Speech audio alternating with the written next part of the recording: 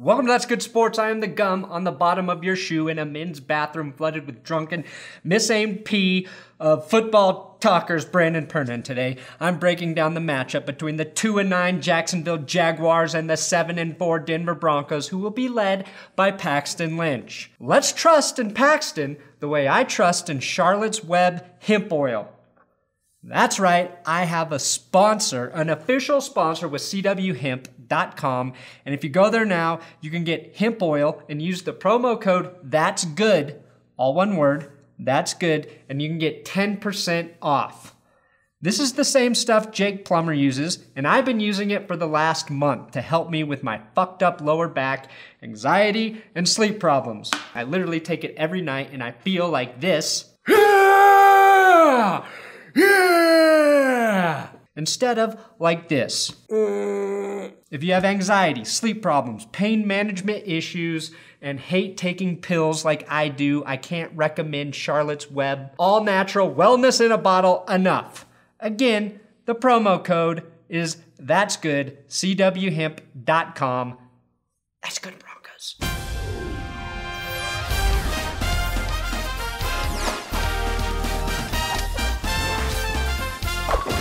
It's hard to fear an NFL team that has an owner who looks like Ron Jeremy's penis, had a three-way with Mario and Luigi, and when a child was accidentally born, they forced Luis Guzman to raise him.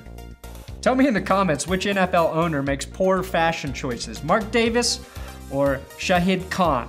Jacksonville has the only stadium in the NFL with a pool, because most fans would rather be swimming than watching the Jaguars play.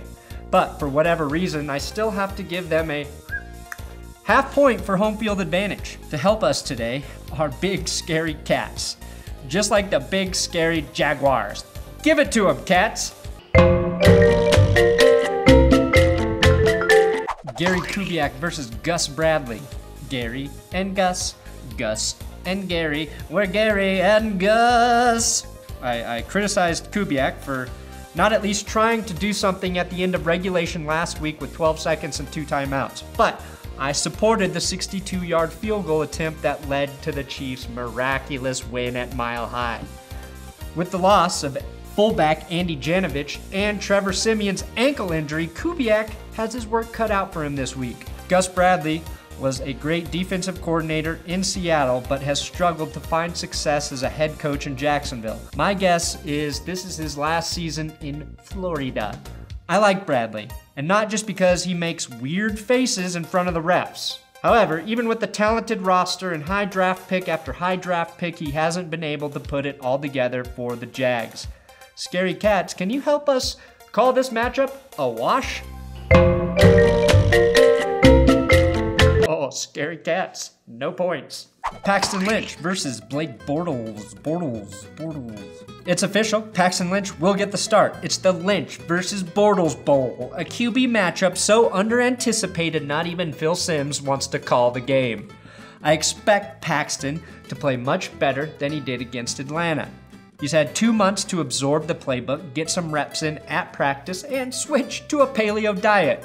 Regardless of the outcome, the one thing I want to see from Lynch is an improvement in accuracy. He missed some easy throws in Atlanta, and I didn't know if it was the nerves or if he really throws like Tim Tebow. That's what I'll be watching. Blake Bortles has the physical build and arm talent of guys like Andrew Luck and John Elway, with the devastatingly handsome charm of John C. Riley. He's a gifted athlete and rushed for 81 yards against the Bills last week. He also threw 0 picks. The knock on Bortles has been the interceptions. He has 13 this year and will have 15 after this game.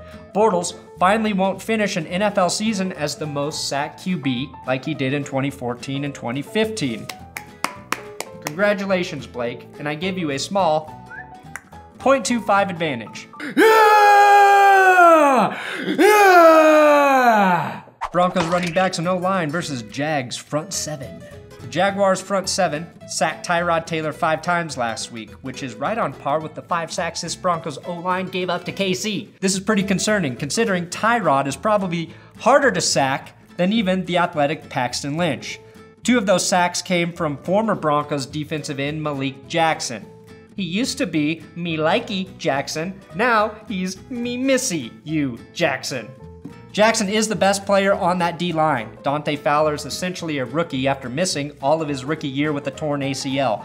But I like even Donald Stevenson's chances to block him after dealing with Justin Houston last week. There's also the impossible to say correctly Tyson Alualu and Yannick Ngakau.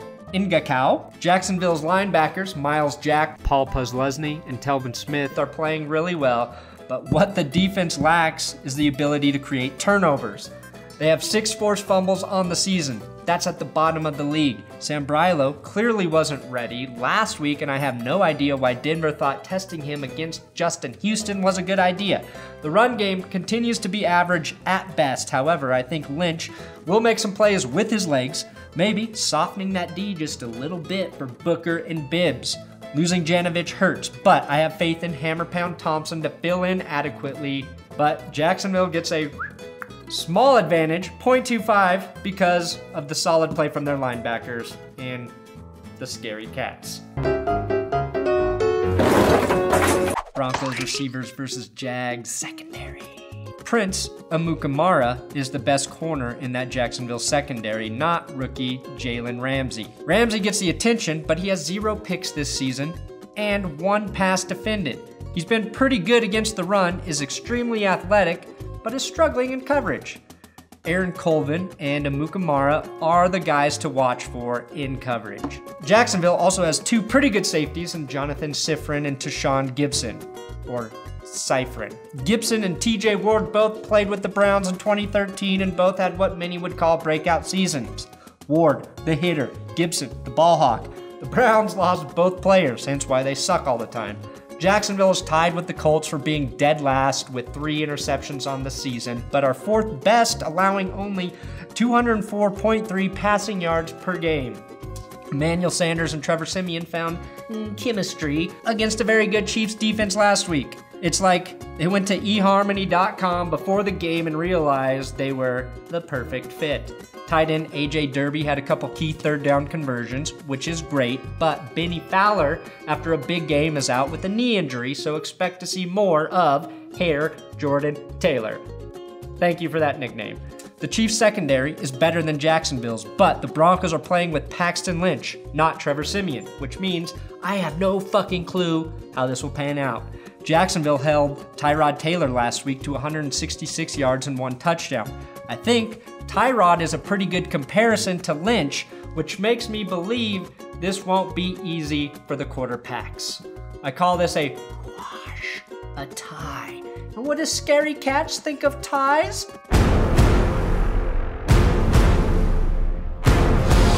Special teams versus special teams. The Broncos had their worst special teams performance of the season last week, and that ultimately cost them the game.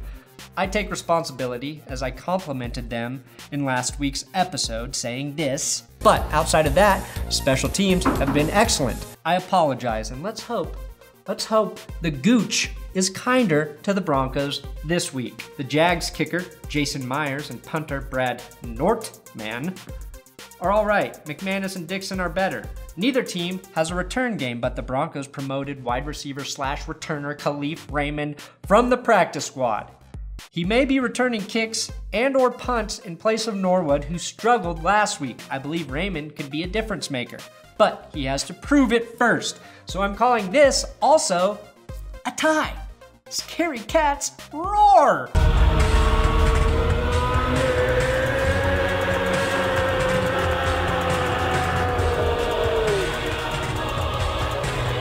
Jacksonville running backs and O-line versus Broncos front 7. I really wanted the Broncos to bring in Chris Ivory during the offseason. I think he's a highly underrated power running back. Plus, he's the only back in the NFL that can fucking fly. Fly, Ivory, fly! Because if you don't, your team will keep you on the ground at the bottom of the division. Chris Ivory is not playing due to a hamstring injury, probably from taking flight too many times, and even if he was, between him, TJ Yeldon, and Denard Robinson, they are averaging less yards per game than the Broncos' backs. This is because, surprise, the offensive line isn't very good, And surprise again, their best lineman is center Brandon Linder. I would bet on DeMarcus Ware and Shane Ray having a lot of success against the left side of Jacksonville's line. That's the weak side. Ware had a sack on Alex Smith, and I believe he can grab 1 or 2 on Bortles, as well as Shane Ray. With the emergence of Justin Simmons, TJ Ward is free to essentially be a linebacker more frequently, and Brandon Marshall is playing really well now that he's healthy. The Broncos stomp the Scary Cats with a half-point advantage here. Jaguars receivers versus Broncos secondary. Allen Robinson, Marquise Lee, Ben Koyak, and Mercedes Lewis don't stand a chance against this secondary. Well, Allen Robinson is actually a pretty good receiver, but isn't having close to the season he had last year. In 2015, he had 1,400 receiving yards on 80 receptions with 14 TDs. The problem for Robinson is he's only catching half of his targets. He's 53 for 106. Great receivers catch more than half. Former Broncos tight end Julius Thomas is doubtful with a back injury, which, if he had Charlotte's Web Everyday Advanced Hemp Oil, he might be healthy enough to play. Marquise Lee could be a problem the way Tyreek Hill was, but with Aqib Talib, Chris Harris, Bradley Roby, Darian Stewart, and TJ Ward, and Will Parks, and Justin Simmons, all very healthy, all playing very well, I have to give this unit a full 1-point advantage. This is the best secondary in the NFL, and the Jags' passing game is averaging 0.4 yards more per game than Denver's. That's less than a half a yard.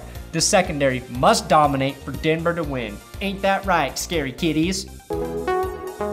There you have it. The Broncos do have the point lead with a full point going to the secondary. The defense must carry the team, especially with the Paxton Lynch start. This is a must-win game for the Broncos, and the Jags, despite their record, do have the capability to play great football. But I believe this defense, facing a team without their best tight end, leading rusher, and a struggling running game, will control the tempo and tone. I'll be respectable and say the Broncos win this one 24-14. Thanks for watching That's Good Broncos. Again, check out cwhemp.com. Use the promo code That's Good for 10% off if you want to feel like a champion. Subscribe here, give me a follow on Twitter at Brandon Perna, and as always, follow my friends over at the Mile High Report. And for all of your Denver sports news needs, BSN Denver.